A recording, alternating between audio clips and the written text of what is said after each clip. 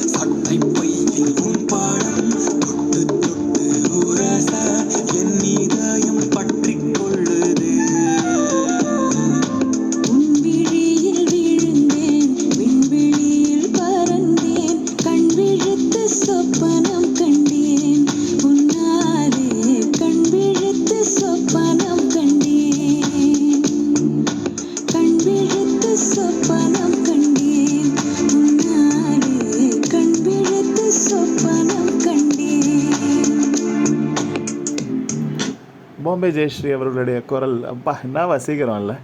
நான் முத்துக்குமாரின் வரிகள் அது, மறந்துடாதீங்க. இப்போது பால் நெய் ஆச்சு இல்லையா, ஜன்னல்கிட்ட உட்காந்துட்ருக்கு ஜாடிக்குள்ளார. உடனே ஒருத்தி உங்கள் ஊரில் பால் என்ன விலை என்று கேட்டாள். அதற்கு அடுத்த விலை 1/2 லிட்டர் 20 ரூபாய் என்றால் அந்த இன்னொருத்தி. உடனே முதல் பெண்மணி, ஆனால் இந்த நெய் விற்கிற விலையை பார்த்தாயே 1/2 லிட்டர் கேட்டால் கடைக்காரன் 200 ரூபாய் விலை சொல்கிறான் என்றார். பால் 1/2 லிட்டர் 20 ரூபாய், நெய் 200 ரூபா. ஜன்னல் பக்கத்திலே ஜாடிக்குள்ளே இருந்த நான் அவர்கள் பேசிக்கொண்டதை கேட்டு ஆச்சரியப்பட்டேன். பாலாக இருந்தபோது என் மதிப்பு வெறும் 20 ரூபாய் தான். ஆனால் பல கஷ்டங்களை அனுபவித்து நெய்யான பிறகு என் மதிப்பு 200 ரூபாயாக கூடிவிட்டது. இதை நினைக்கிற பொழுது நான் பட்ட கஷ்டங்கள் எல்லாம் எனக்கு ஒரு பொருட்டாகவே தெரியவில்லை என்றது அந்த நெய். இதுதான் பால் கதை. இந்த கதை மூலம் நமக்கு கிடைக்கின்ற பாடம் என்ன? நாம் வாழ்க்கையில் சந்திக்கும் சவால்களும் கஷ்டங்களும் தான் நம்முடைய வாழ்க்கையின் தரத்தை, மதிப்பை உயர்த்துகின்ற அம்சங்கள். புரியுதா? புரிஞ்சா சரி. ரைட், அடுத்த பாட்டு கேட்போமா? கேளுங்க.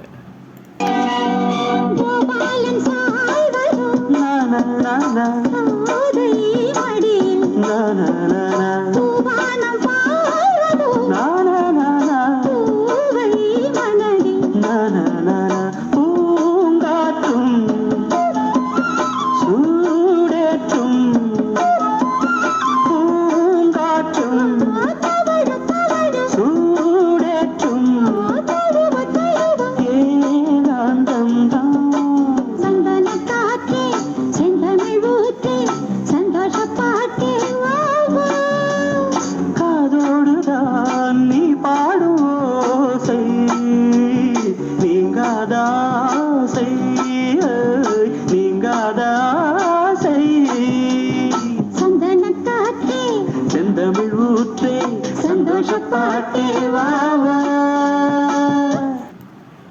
பியூட்டிஃபுல்லான சாங் எதுவும். ஸ்ரீதேவியுடைய ஆக்டிங் அப்பா, ரஜினி சாருடைய ஆக்டிங்கும் உட்பட தான். இந்த பாட்டு யார் எழுதுனாங்கன்னு தெரியல. சரி, தெரியும் போது சொல்கிறேன். ஒருவரை அழகாக்குவதும் அடிமையாக்குவதும் அனாதையாக்குவதும் அன்பு மட்டுமே. தெரியுதில்ல கொஞ்சம் அந்த அன்பை.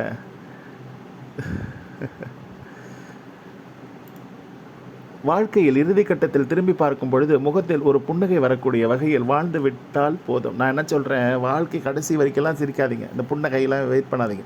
தினைக்கும் காலையில் சாப்பிட்றப்போ, மதியானம் சாப்பிட்றப்போ, நைட்டு சாப்பிட்றப்போ, இல்லை நைட்டு தூங்குறப்போ கொஞ்சம் யோசனை பண்ணிவிட்டு ஏதாவது தப்பு பண்ணியிருந்தீங்கன்னா, ஏதாவது இன்ட்ரெஸ்டிங்காக பண்ணியிருந்தீங்கன்னா ஒரு சிரிப்பு சிரிங்க. தப்பே இல்லைங்க. சிரிக்கிறதுல என்னங்க தப்பு இருக்குது? சும்மா சிரிச்சிட்டே இருந்தால் தான் தப்பு. சிரிக்கிறதுல ஒன்றும் தப்பு இல்லைங்க. மறுபடியும் இந்த லைன் எல்லாருக்குமே தெரியட்டும். நீங்களும் சொல்லுங்கள் எல்லாருக்கும். உங்களுக்கும் மனசில் வச்சுக்கோங்க. Smile, it makes you beautiful. உண்மை அதுதாங்க. சிரிச்சா யாராக இருந்தாலும் அழகாக தான் இருப்பாங்க. மனம் தளராதே கடைசி சாவி தான் பெரும்பாலும் கதவை திறக்கும். உண்மை அதுதான். நம்ம வீட்டு சாவியை நம்ம அப்படி தான்.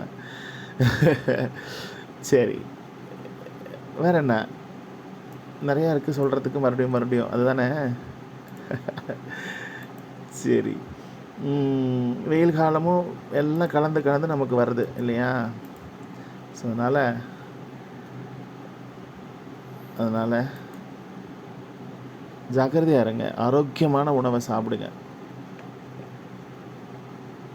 ஆரோக்கியமான உணவு சாப்பிட்றதுனால மட்டும் நம்ம வாழ்க்கை ஆரோக்கியமாக இருக்குமா? கண்டிப்பாக இருக்காது. நிறைய பாடல் படிங்க. பாடல்களை கேளுங்க. நிறைய வாசிக்க கற்றுக்கோங்க. இன்றைக்கி வாசிப்பு தினம் சொல்கிறாங்க. நிறைய புஸ்தகங்களை வாசிங்க, பேப்பரை படிங்க, நிறைய விஷயங்களை படிங்க, டிஸ்கஸ் பண்ணுங்கள். முடிஞ்சால் அந்த கட்டிங்ஸ்லாம் எடுத்து வைங்க. இல்லைனா என்னை மாதிரி ஒரு ஆடியோ போடுங்க. ஒன்றும் தப்பு இல்லைங்க. நீங்கள் சும்மா தயங்காதீங்க. எந்த ஒரு விஷயத்துக்கும் தயக்கத்தை காட்டாதீங்க. எடுத்து பேச ஆரம்பிங்க. பேசத்தான் எப்படி தட்ட சிற்பம் பிறக்கிறதோ அதுமாதிரி பேச எல்லாமே அழகாக வந்துடுங்க. நமக்கு எல்லாருக்கும் எல்லாமே வருங்க. கொஞ்சம் உங்களுக்கு ஒன்று தெரியுமா, எல்லாரும் தி பெஸ்ட்டு சிங்கர்ஸ்ன்றது ஒத்துக்கலாம். எல்லாருமே பெஸ்ட்டு சிங்கர்ஸ் தான். ஆனால் சவுண்ட் இன்ஜினியர்னு ஒருத்தர் அங்கே இல்லைன்னா அந்த பெஸ்ட்டு சிங்கர் ஷைன் ஆக முடியாதுங்க. அது மாதிரி தான். பழகிக்கிட்டே இருங்க. நம்மளால் முடியும். நிறைய செய்ய முடியும், நிறைய பேச முடியும், நிறைய ஆரோக்கியமாக இருக்க முடியும். உங்களுக்கு பிடிச்ச வாழ்வை நீங்கள் வாழுங்க. அப்புறம் எதுக்கு? ஏன் தெரியுமா? வாழ்க்கை வாழ்வதற்கு நமக்கு பிடித்ததை தான் நாம் செய்ய வேண்டுமே தவிர அது மற்றவர்களுக்கு பிடிக்குமா என்று யோசிக்கக்கூடாது. யோசிச்சுட்டே இருக்க வேண்டியது. அப்போ நீங்கள் யாருன்றது உங்களுக்கு தெரியாமையே போயிடும். சரியா? பேருந்தின் கடைசி இருக்கைக்கும் உறவுகளுக்கும் ஒரு ஒற்றுமை உண்டு. என்ன தெரியுமா? என்ன சொல்லுங்க பார்ப்போம். யோசிச்சுட்டு இந்த பாட்டை கேளுங்க, நான் சொல்கிறேன். பூசணம் வாழ்வதற்கு தோள் கொடுப்போம், போர் வரக்கூடும் என்றால் வாழ் எடுப்போம். ஏழை தினம் சிரிக்கணும், ஒரு பிடி சோறு அவனுக்கு கிடைக்கணும். மாயம் விலகணும், அரசியல் சாயம் வெளுக்கணும். மேடை பேச்சும் வார்த்தை பீச்சும் தீமை எங்கே தேடி தீர்ப்போம். கோட்டா படியுது துணிஞ்சவன் கேட்டா, விடியுது பார்த்தா தெரியுது உனக்கு இது லேட்டா. புரியுது போட்டா படியுது துணிஞ்சவன் கேட்டா, விடியுது பார்த்தா தெரியுது உனக்கு இது லேட்டா. புரியுது பாரத நாட்டுக்கு ஒரு கோட்டை சுவதாவாக 1000 வேதங்களும் வாதங்களும் சூடாக போட்டா படியுது துணிஞ்சவன் கேட்டா, விடியுது பார்த்தா தெரியுது உனக்கு இது லேட்டா. புரியுது பாப்பா டகுடிகு ரபரபரப்பா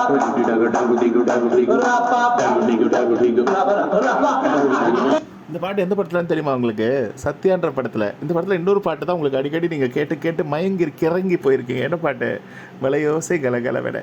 இந்த சத்யான்ற படத்தை நீங்கள் திருப்பி பாருங்கள். எல்லாமே கலந்த கலவை இந்த படம். பாருங்களேன், நல்லாயிருக்கும். நிஜமாக நல்லாயிருக்கும். அப்புறம் அந்த கொஸ்டினுக்கு ஆன்சர் இல்லை. பேருந்தின் கடைசி இருக்கைக்கும் உறவுகளுக்கும் ஒரு ஒற்றுமை உண்டு. என்ன தெரியுமா? எப்போ தூக்கி வாரி போடுன்னு யாருக்கும் தெரியாது. உண்மைதானே? சரி, சரிங்க, ஒன்றும் தப்பா? ஓகே, வேறு என்ன சொல்லலாம்?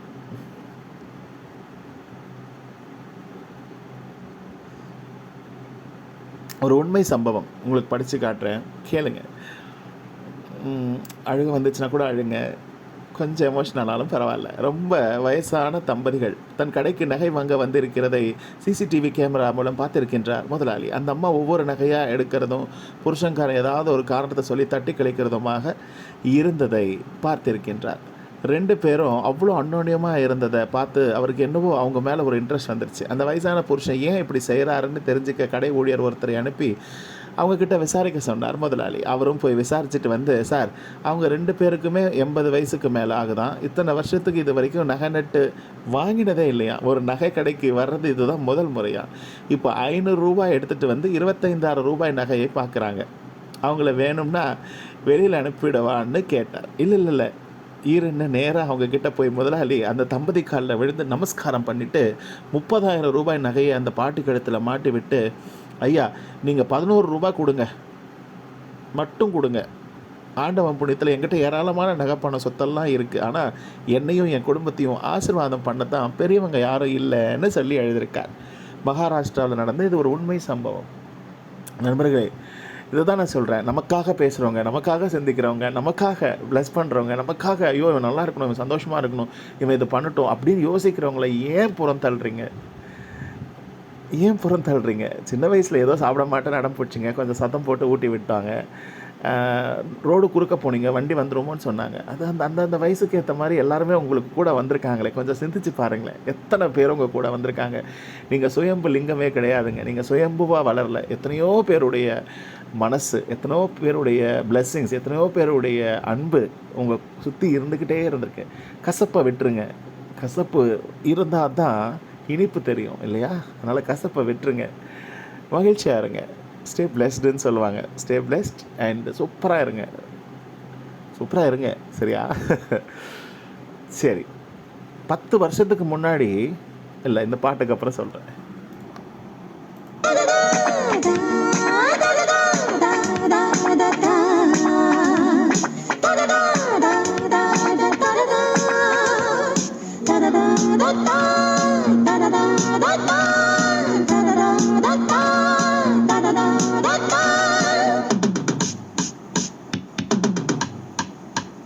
யார் வட்டங்கள் இவை யார் சட்டங்கள்? யார் வட்டங்கள் இவை யார் சட்டங்கள்? இனி ஒரு விதி செய்வோம் இன்றே, ஜகத்தை வென்றே, தீவை கொன்றே, செய்வோம் நன்றே. பகைவனு கருள்வது பிழையே, வா பகைவனை அழிப்பது முறையே. பொறுப்பது புழுக்களின் இனமே, ஆம் அழிப்பது புலிகளின் குணமே. எட்டிப்போ இதோ புலி வருகுது திட்டத்தால், அடாவடி ஒழியுது சித்தத்தில், மனோபலம் வருகுது மொத்தத்தில், அதோ பகை அழியுது துடிக்குது முஷம், ஜெயிப்பது நிஜம்.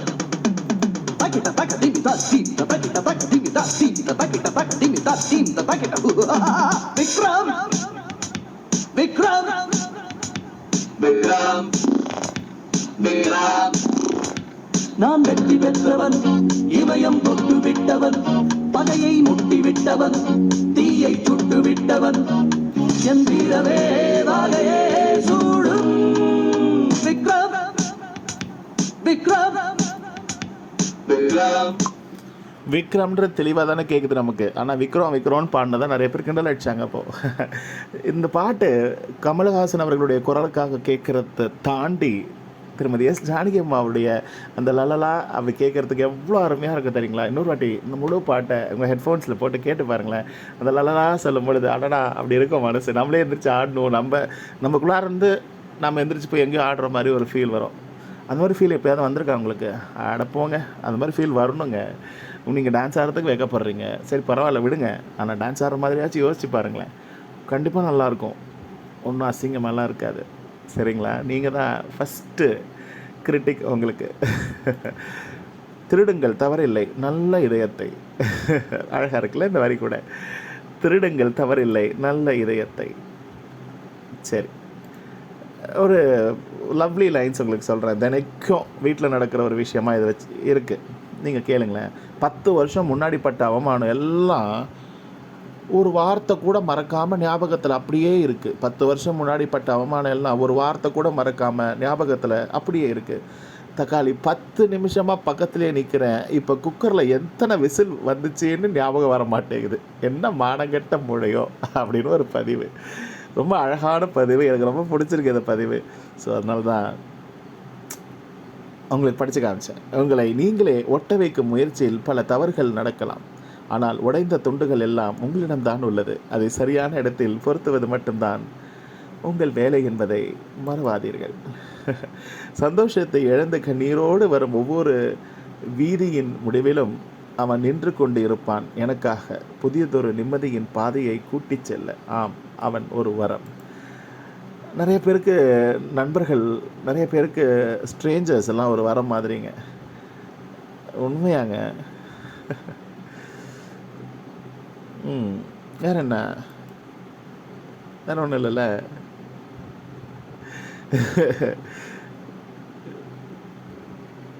சரி, மன வலிமை என்பது மொத்த ஊரும் உனக்கு எதிராக நிற்கும் பொழுது உன் முடிவில் நீ தெளிவாக உறுதியாக இருப்பது தான். சரியா? சரியா? ஆறுதல் தர வேண்டிய தொழில் திடீரென நெருச்சி முள் முளைத்தால் நானும் தான் என்ன செய்வேன்? இது நிறைய பேருக்கு மனசில் இருக்கிற விஷயந்தான். ஆறுதல் தர வேண்டிய தொழில் திடீரென நெருச்சி முள் முளைத்தால் நானும் தான் என்ன செய்வேன்? இந்த பாட்டு கேளுங்க, கொஞ்சம் ஆறுதலாக இருக்கும்.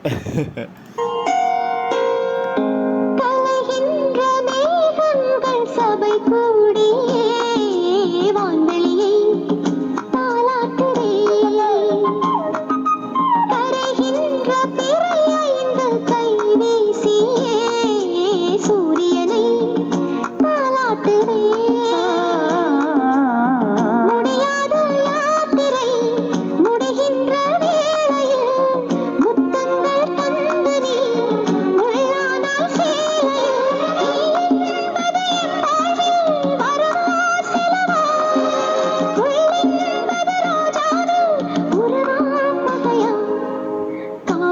செய்த கோலம் நீ இங்கே வந்தது, கண்ணீரோடு வந்து கண்ணீர் சேர்ந்தது. நீ ஆண்டவனா தாய் தந்தைதான் உனக்கில்லையே, கண்ணானான் உன் ஜாதிதான் உறவென்பதே எனக்கில்லையே. கண்ணீர் என்ன கண்ணா அடனாரும் மாமனே, மண்ணில் வந்ததாலே நீ மண்ணின் மைந்தனே. பியூட்டிஃபுல் இல்லை? யாரிடமும் காயப்படாத வரைக்கும் நம் மனது அழகானது, யாரையும் காயப்படுத்தாத வரைக்கும் நம் புன்னகை அழகானது. அழகிய அழகிய புன்னகையோடு அழகிய நாட்களை கடந்து கொண்டே இருங்கள். சரியா? கைபேசி நம்மை நிறைய பொய் பேசி பழகிவிட்டது. ஏதோ ஒரு வகை மைப்பூசி நம்மை வசியப்படுத்தியே வைத்துள்ளது. ஐயோ, இது கொஞ்சம் ரைமிங்காக படித்தா நல்லாயிருக்கும். ஃபஸ்ட் டைம் படிக்கிறேன். கைபேசி நம்மை நிறைய பொய் பேசி பழகிவிட்டது. ஏதோ ஒரு வகை மைப்பூசி நம்மை வசியப்படுத்தியே வைத்துள்ளது. எவ்வளோ அழகான வார்த்தை, உண்மையான வார்த்தையும் கூட. கரெக்ட் தானே? சரி, வேற என்ன? வேறு ஒன்றும் இல்லை. அடுத்த பாட்டா? அதுக்கு முன்னாடி, எப்போது வேண்டுமானாலும் கலைந்து போகும் வானவில் மேல், எப்போது வேண்டுமானாலும் கலைந்து போகும் வானவில் மேல்தான் எத்தனை ஆசை. இல்லை அப்படின்றதுக்குள்ளார வானவில் கலைஞ்சிடலாம், இல்லை ஒரு 5 நிமிஷம் 10 நிமிஷம் கூட இருக்கலாம். ஆனால் அதுக்கு மேலே எவ்வளோ ஆசை வச்சுருக்கோம்ல, ஐயோ இந்த கலர்ஸ் பாரு அப்படின்னு சொல்லிட்டு. ஆசைப்பட அறிவு தேவையில்லை இல்லையா? எதிர்பாராத நேரத்தில் கிடைக்கும் ஆறுதலும் ஆதரவும் தான் இன்னும் நம்மை உயிர்ப்போடு வைத்திருக்கின்றது. செம்ம லைன்ஸுங்க, செம்ம லைன்ஸ். எல்லாமாகவும் இருந்த ஒரு அலைபேசி என் யாரோவாக மாறி போன பின் அதை அழிக்கவும் முடியாமல் அழைக்கவும் முடியாமல் வெறுமனே வெறித்து பார்க்கும் நிமிடங்கள் நரகம் என்பேன். ஓகே, என்னை நிரூபிப்பதை நிறுத்திய பிறகு தான் நிறைய உறவுகளை காணவில்லை. என்னை நிரூபிக்கணும்னு நான் நினச்சேன் பாருங்கள், அப்போ நிறைய உறவுகள் தொலைஞ்சு போயிடுச்சு. ஸோ ப்ளீஸ் இங்கே யாருக்கும் உங்களை நிரூபித்து காட்டணும்னு அவசியமே கிடையாது. சரியா சரியா நேர்மையாக சுயமாக சம்பாதிக்கும் போது அது தரும் போதையே தனி. உண்மைதாங்க. ஆணுக்கு பெண்ணின் அன்பு என்பது ஏழைக்கு கிடைத்த புதையல் போல தோன்றுமோ என்னவோ. அதனால்தான் உரியவளிடம் கூட வெளிக்காட்டாமல் பொத்தி பொத்தி பாதுகாக்கின்றான் தனக்குள்ளேயே. உண்மைதான். நிறைய பேருக்கு, நிறைய ஆம்பளைங்களுக்கு வெளிக்காட்ட முடியாது சில விஷயங்களை.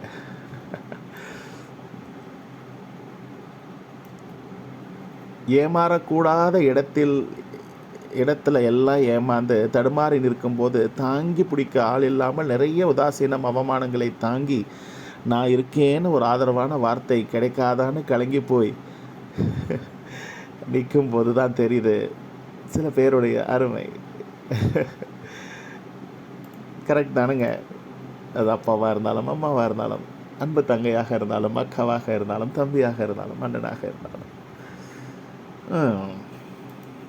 வேற என்ன? அடுத்த பாட்டு பியூட்டிஃபுல் சாங். பிக்சரைசேஷனை பார்க்குறதா, சுசிலம்மா குரலை பார்க்குறதா, மியூசிக்கை பார்க்குறதா, அடடா.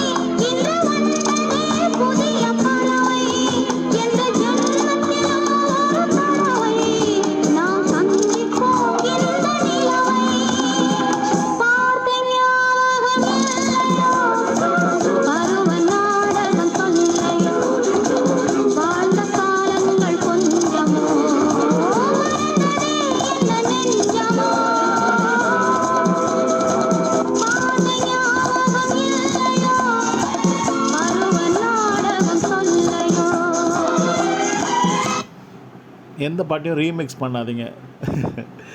சரி தவறு என்பதெல்லாம் அவரவர் வாழும் சூழ்நிலையிலும் வளர்ந்த விதமும் கற்பிக்கப்பட்ட ஒழுக்கமும் உருவாக்கியதே. உங்கள் தவறு எனக்கு சரி. கரெக்ட் தானே? Okay okay. அன்புக்காக தாழ்ந்து போகலாம், தவறில்லை. ஆனால் தன்மானத்தை இழந்து தாழ்ந்து போவது தான் சரியில்லை. ஓகே.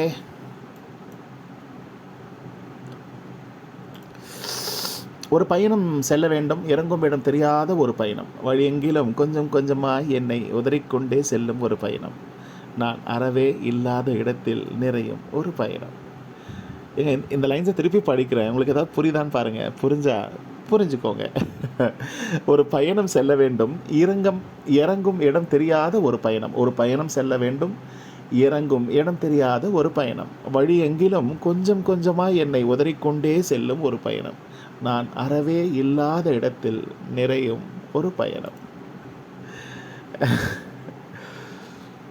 ஓகே.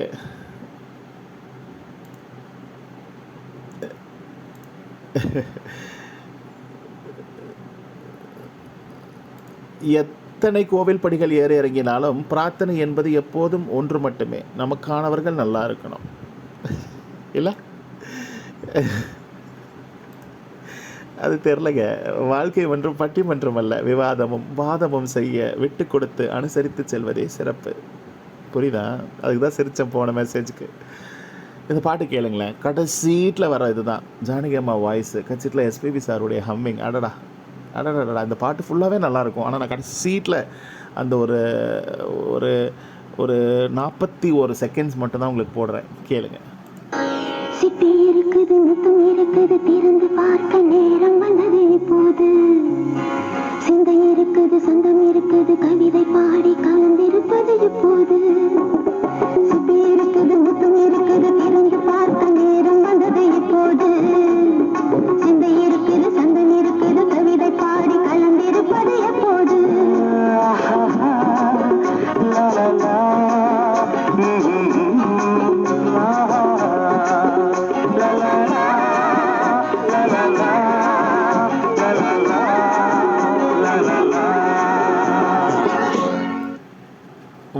காதுக்கு வளையம் போடும் பெண்களும் ஜிப்பா குர்தா ஜிப்பா அது போடுற ஆண்களும் எப்பவுமே அழகுதாங்க. ஓகே ஓகே ஓகே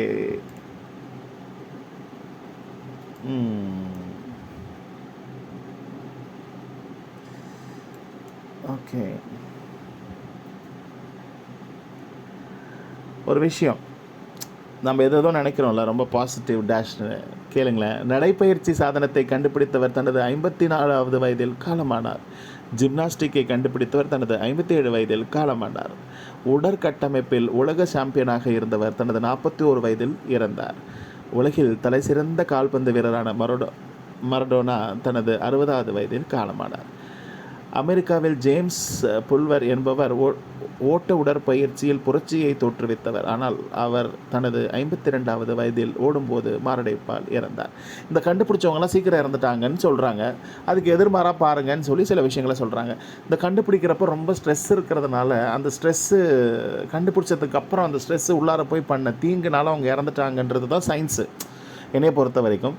பட்டு இவங்க கொஞ்சம் ப்ராக்டிக்கலாக இல்லாமல் ஒரு மாதிரி சொல்கிறாங்க. எதிர்மாறாக நுட்டெல்லா சாக்லேட்டை கண்டுபிடித்தவர் தனது 88வது வயதில் காலமானார். சிகரெட்டை கண்டுபிடித்த வின்ஸ்டன் தனது 102வது வயதில் இறந்தார்.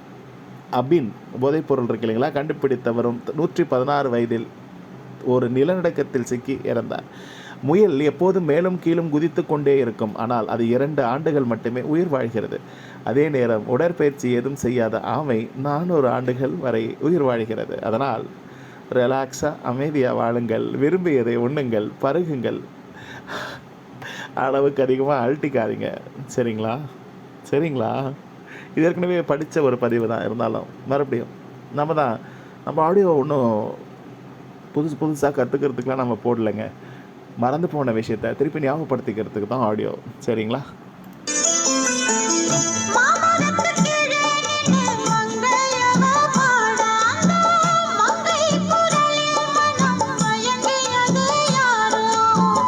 பூமரத்து கீழிருந்து பொண்ணு அவ குளிக்க, அந்த பூமரத்து மேலிருந்து புலம்பியது யாரு?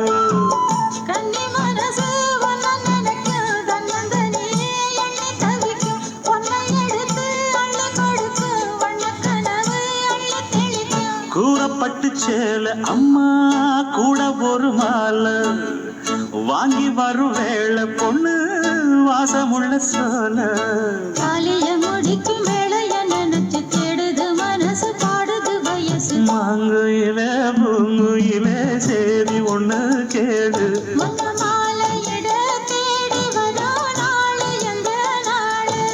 முத்து முத்து கண்ணால நான் சுத்தி வந்தேன் பின்னால, முத்து முத்து கண்ணால நான் சுத்தி வந்தேன் பின்னால. மாங்குயிலே பொங்குயிலே சேதி ஒண்ணு கேடு,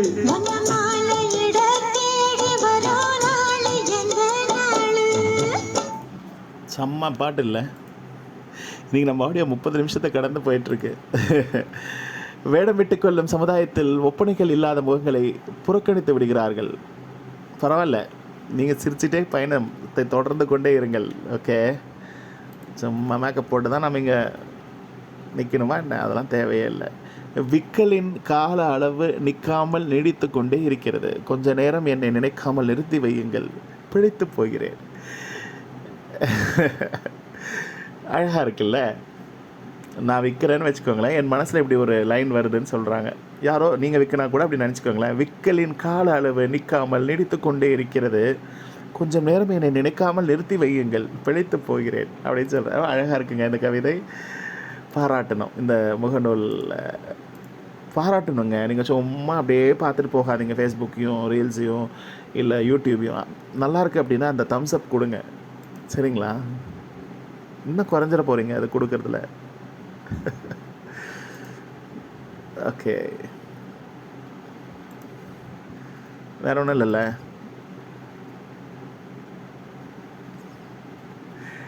ஒரு விஷயந்தான் எப்பவுமே, நம்பிக்கை.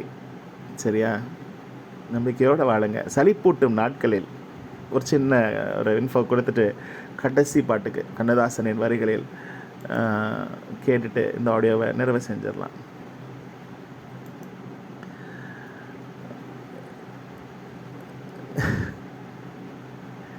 ஓகே. சலிப்பூட்டும் நாட்களில் சலித்துக்கொண்டே எதை செய்தாலும் சலிப்பு தட்டுகிறது. சலிக்காமல் ஏதோ ஒன்றை சளைக்காமல் செய்ய அதுவும் சில நேரங்களில் சலிப்போடு கூடவே அலுப்பையும் தந்து விடுகிறது. சரி சரி விடுங்க, சலிச்சுக்காதீங்க. சும்மா ஒரு கடி மாதிரி சொல்லியிருக்காங்க. ஆனால் அந்த லா அழகாக இருக்குங்க. சலித்துக்கொண்டே எதை செய்தாலும் சலிப்பு தட்டுகிறது. சலிக்காமல் ஏதோ ஒன்றை சளைக்காமல் செய்ய அதுவும் சில நேரங்களில் சலிப்போடு கூடவே அலுப்பையும் கூட தந்து விடுகிறது. சரி சரி விடுங்க, சலிச்சுக்காதீங்க. நம்மக்கிட்ட என்ன இருக்குது? பெஸ்ட் மெடிசன் சிரிப்பு, அன்பு, லவ். உங்களை லவ் பண்ணுங்கள் ஃபஸ்ட்டு. நீங்கள் என்றைக்காவது உங்கள் பேரை சொல்லிவிட்டு உங்களுக்கு நீங்களே லவ் யூ சொல்லியிருக்கீங்களா? சொல்லுங்கள், இன்றைக்கி மறக்காமல் சொல்லுங்கள். இந்த பாட்டை கேளுங்க. இந்த பாட்டும் அப்படிப்பட்ட அழகான பாட்டு. கேளுங்க.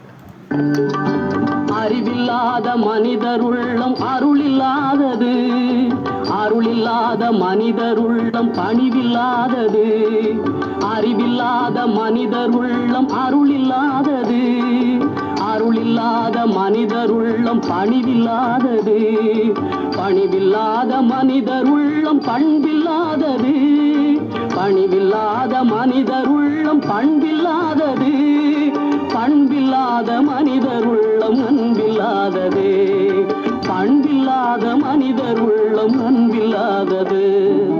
அன்பு என்பதே தெய்வமானது, அன்பு என்பதே இன்பமானது, அன்பு என்பதே தெய்வமானது.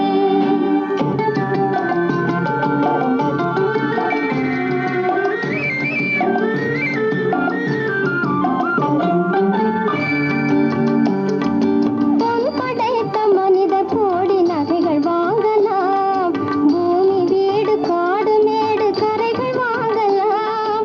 பொன் படைத்த மனிதர் கோடி நகைகள் வாங்கலாம், பூமி வீடு காடு மேடு கரைகள் வாங்கலாம்.